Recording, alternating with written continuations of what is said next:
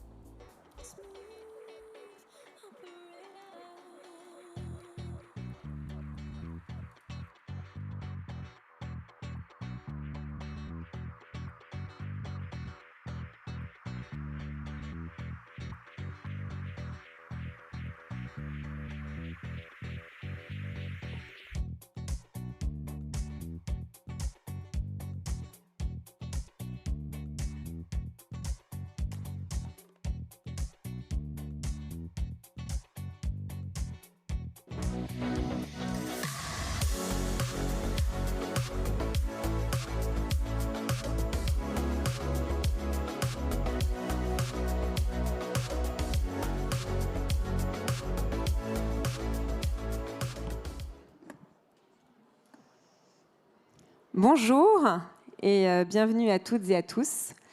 Donc, je suis Laure Dastor, directrice générale de l'Alliance pour la préservation des forêts, qui est un collectif d'entreprises engagé dans la lutte contre la déforestation. Et notre rôle est d'accompagner les entreprises dans la transformation de leur chaîne d'approvisionnement en vue d'atteindre l'objectif zéro déforestation. Alors donc, je suis ravie d'animer cette table ronde intitulée « Agir pour sauver les forêts ». Nous aurons le témoignage de 3 défenseurs de l'environnement. Mais avant de démarrer nos échanges, j'en profite pour remercier Nicolas Pereira, donc président fondateur du World Impact Summit, et de Monsieur le ministre Yves Jégo, secrétaire général du World Impact Summit. Mais je voudrais aussi remercier toutes les équipes qui ont travaillé sur ce World Impact Summit. Nathalie Huard, Jérémy Bouchard, Gauthier Renaud, Alexia Chevreux et tous ceux qui travaillent depuis des mois sur cette programmation du World Impact Summit. Alors, je vous propose d'accueillir sans plus attendre nos 3 intervenants. Donc, j'ai le plaisir d'accueillir son Excellence, Madame la Ministre Chantal Chambou-Mwavita, qui est ministre des Droits humains de la République démocratique du Congo. Nous allons aussi accueillir 2 gardiens de la forêt, Fiorella Herrera, qui nous vient du Pérou, et Hernando Chindoy Chindoy, qui nous vient de Colombie. Et je remercie aussi Monsieur Mohamed Bouzid, qui va assurer la traduction en simultané de nos deux lauréats.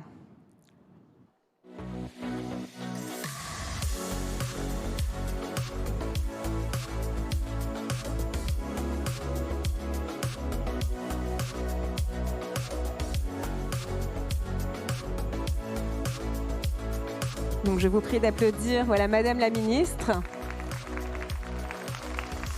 Chantal Chambou-Mwavita, ministre des Droits humains de la République démocratique du Congo. Merci d'être avec nous aujourd'hui. Fiorella Herrera, qui nous vient du Pérou, et Hernando Chindoy Chindoy, qui nous vient de Colombie. Merci d'être avec nous. Je vous encourage vivement à prendre des photos et à relayer ce moment sur les réseaux sociaux.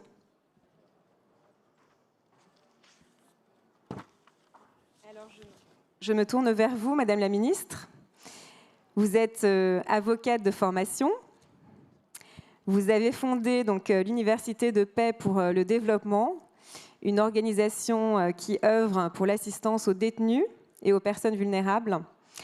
Vous avez également mis en place des centres de formation pour l'autonomisation des femmes et des services de microcrédit pour soutenir les initiatives économiques féminines.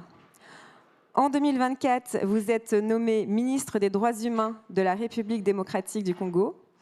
Nos chemins se sont croisés pour la première fois à Femina Vox, donc à l'occasion de la Journée internationale des droits des femmes, un événement qui a été organisé par son Excellence l'ambassadrice Gila Clara Kessous, qui est artiste de l'UNESCO pour la paix, ambassadrice de la paix, qui nous a fait l'honneur d'être présente hier et qui a animé cette soirée spéciale avec Paul Watson. Et est-ce que vous pourriez en quelques mots vous présenter, Madame la Ministre ?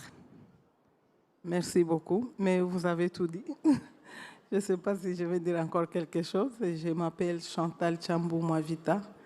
Je suis avocate au barreau du Nord Kivu. Je suis née au Congo, en République démocratique du Congo, au Sud Kivu, territoire décalé, village Iko. Je suis avocate, je le répète, et ministre des droits humains. Je suis présidente d'un parti politique, Mouvement national pour le développement et le progrès, mère de 3 enfants. Et vous venez aujourd'hui aussi pour tirer la sonnette d'alarme et voilà, nous dire ce qui se passe au niveau des forêts du bassin du Congo, mais on aura l'occasion d'y revenir juste après. Fiorella, je me tourne vers toi. Tu es étudiante en biologie marine. En 2017, tu deviens ambassadrice des objectifs de développement durable des Nations Unies au Pérou. Tu es également ambassadrice de la paix pour Youth and Students for Peace. Et lorsque tu as trouvé un dauphin mort sur le rivage en 2013, ta vie bascule et tu décides de t'engager pour la conservation et la protection de la biodiversité. Et en 2013, tu fondes une organisation qui s'appelle We Can Be Heroes. Et est-ce que tu peux nous en dire plus sur cette organisation ? Buenas tardes con todos. We Can Be Heroes es una ONG que ejecuta proyectos socioambientales en costa, sierra y selva de Perú. We Can Be Heroes est une association donc, qui fait des projets pour la conservation de la biodiversité dans les forêts et les montagnes du Pérou. Enfocados justamente en comunidades indígenas, comunidades campesinas y vulnerables en los diferentes lugares de nuestro país. Nous sommes concentrés sur les populations rurales et les populations autochtones du pays. Y hoy podemos decir orgullosamente que estamos protegiendo más de 25.000 hectáreas en un bosque primario en la Amazonía peruana, donde protegemos a 32 especies en peligro de extinción y apoyamos a 9 comunidades nativas a salir adelante con la extracción sostenible de sus recursos naturales. Donc ils aident actuellement 9 communautés autochtones. Ils sont en train de protéger aussi 25 000 hectares au sein de la forêt amazonienne actuellement.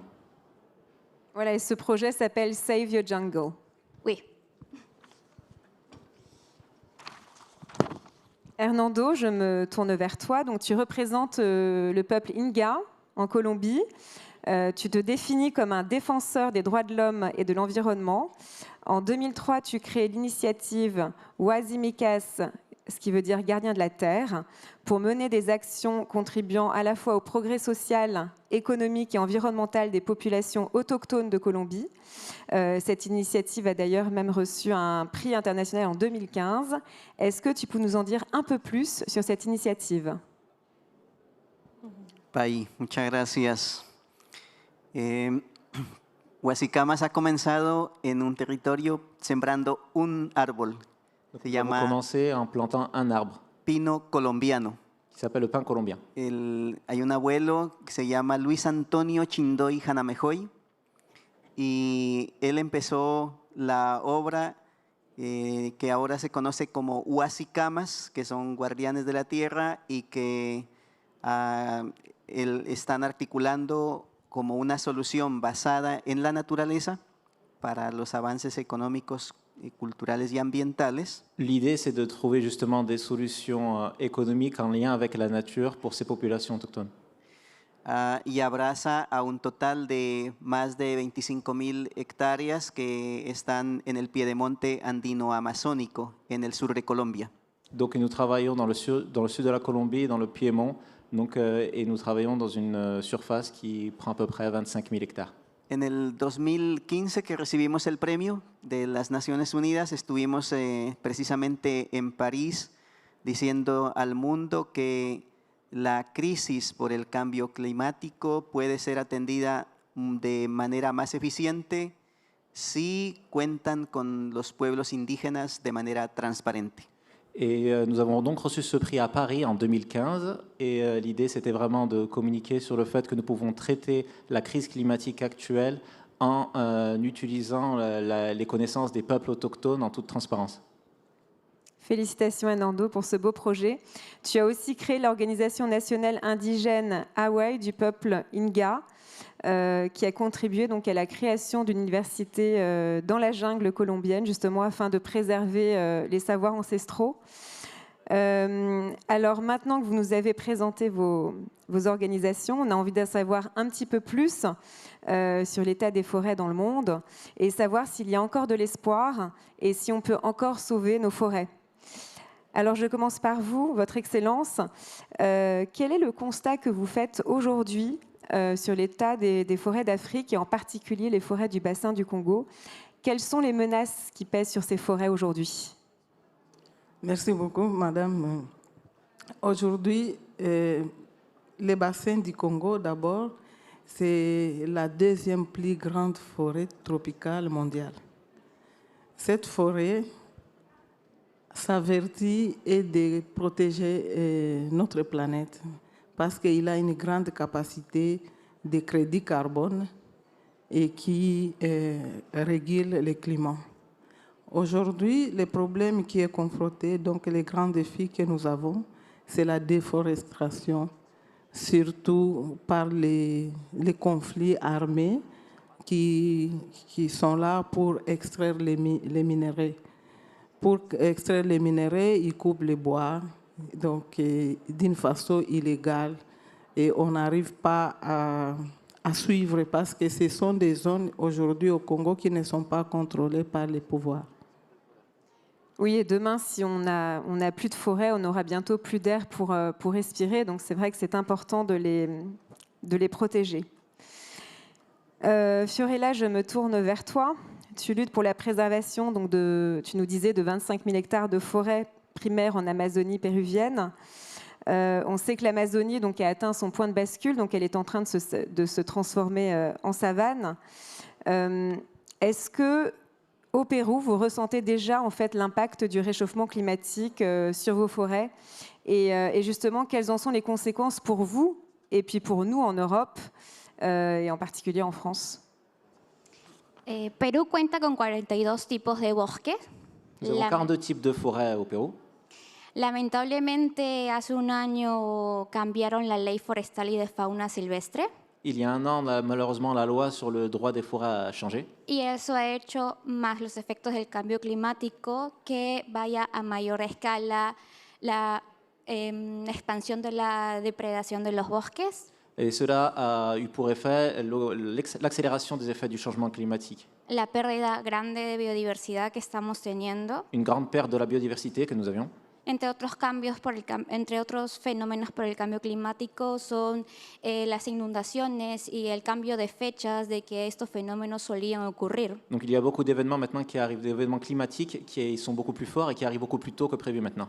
Si bien es cierto, ustedes no tienen esa problemática, pero lo que sí podemos compartir con los desastres de cambio climático es en el tema de la erosión del suelo, el flujo de las inundaciones que están pudiendo vivir al sur de Europa. Donc vous pouvez voir, vous aussi, les effets de ce changement climatique, par exemple avec les inondations que vous avez pu avoir dans le sud de l'Europe. La escasez de agua, la acidificación del agua, le manque d'eau de los corales. Et le blanchiment des coraux. Entre otras cosas que estamos sucediendo con la alta depredación a los ecosistemas marinos que estamos viviendo. Et beaucoup d'autres effets dus à la prédation des écosystèmes actuels. Oui, tout est complètement interconnecté. Effectivement, les forêts sont une solution à ce réchauffement climatique. Hernando, je me tourne vers toi. Est-ce que tu partages justement ce même constat en Colombie? Estamos de acuerdo porque Colombia, infortunadamente, según informes del Ministerio del Medio Ambiente, para el año 2024 ha perdido más de 100.000 hectáreas de bosque. Nous avons perdu plus de 100 000 hectares de forêt selon le ministère de l'Environnement colombien en 2024, malheureusement.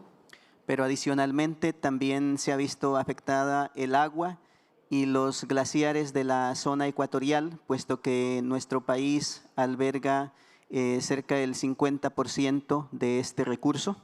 Donc il y a aussi des conséquences sur l'eau et les glaciers, puisque notre pays contient plus de 53% des glaciers.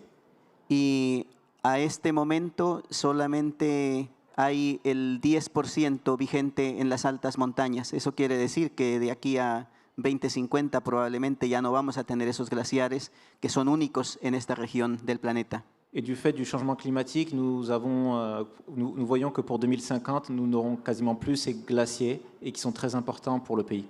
Para nosotros, el bosque, los árboles son el vestido de la tierra.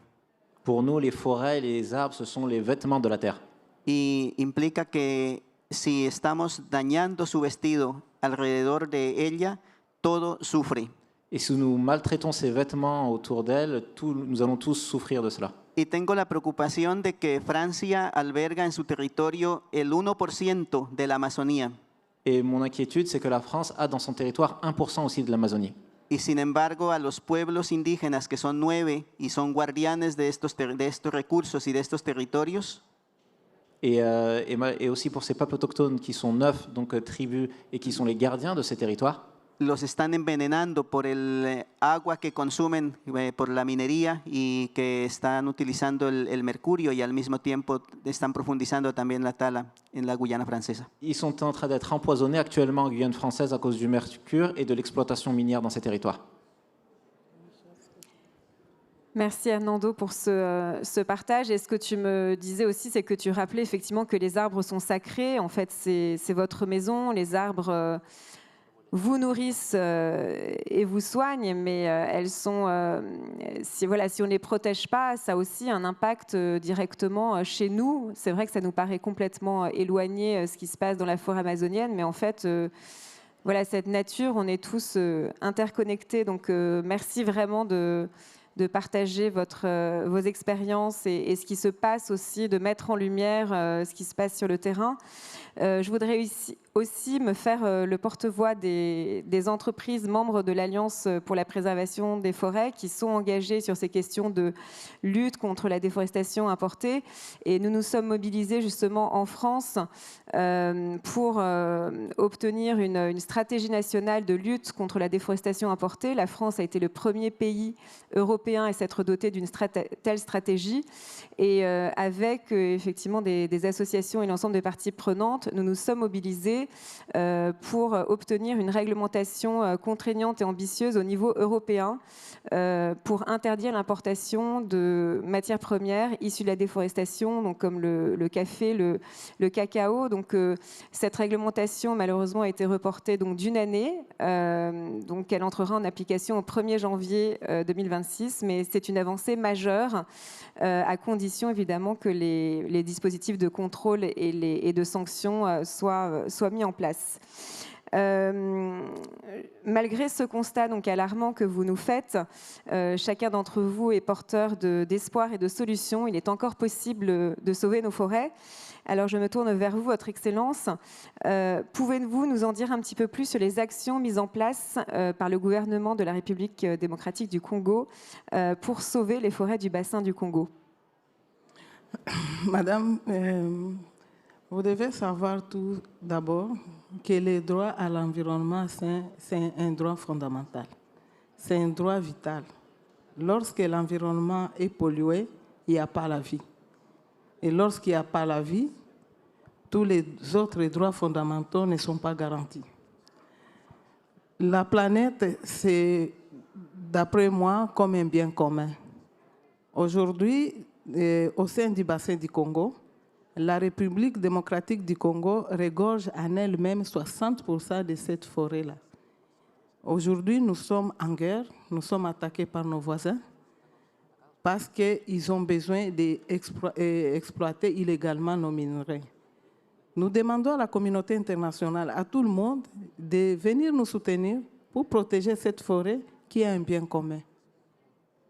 Merci, Madame la Ministre. Fiorella, est-ce que tu peux aussi nous en dire plus sur les solutions que tu mets en place, notamment avec ton ONG We Can Be Heroes et avec ton projet Save Your Jungle?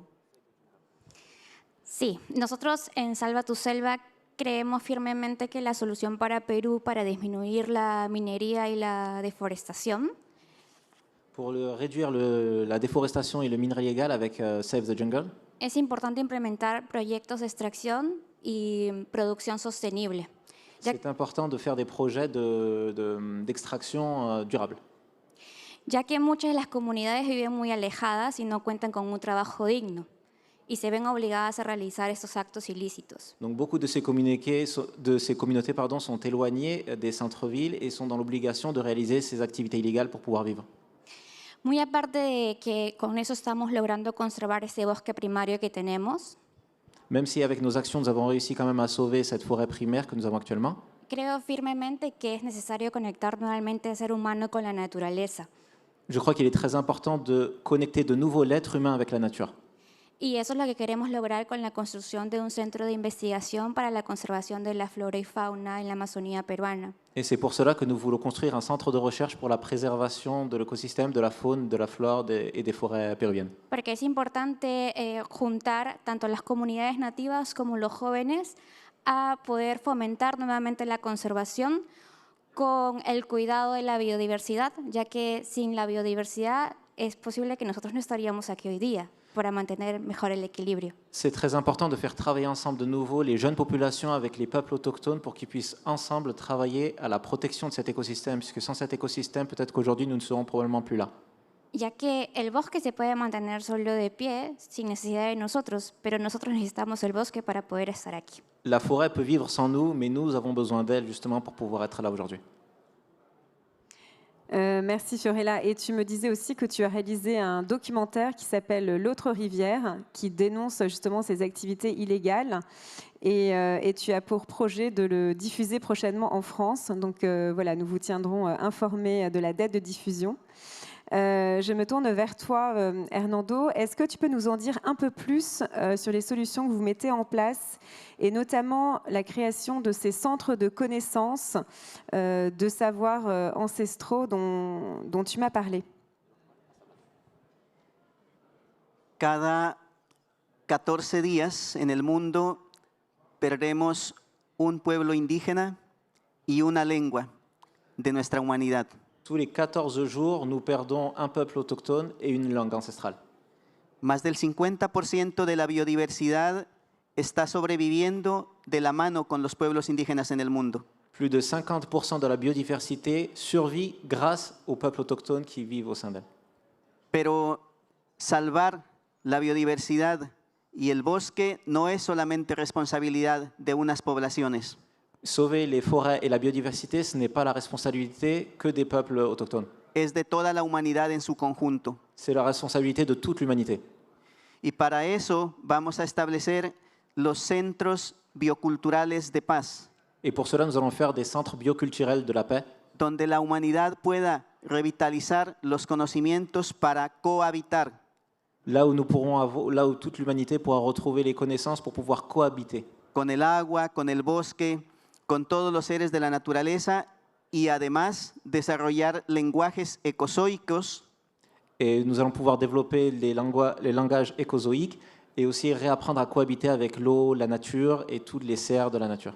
que nos permitan escuchar las enseñanzas de todos los seres de esa biodiversidad, como las plantas, Et de permettre d'écouter de nouveau la voix de tout ce qui fait partie de cet écosystème, comme les plantes, o como los seres que habitan en tierra firme y en el agua. comme les êtres qui vivent sur la terre ferme ou sous l'eau.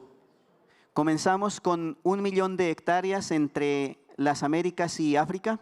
Nous commençons avec 1 million d'hectares entre les forêts d'Amérique du Sud et l'Afrique aussi. Y de la mano con el convenio sobre diversidad biológica, queremos que de aquí a 2050 hayamos impactado a 10 millones de hectáreas. Et à partir de 2050, nous espérons pouvoir toucher 10 millones de 10 hectáreas. millions d'hectares.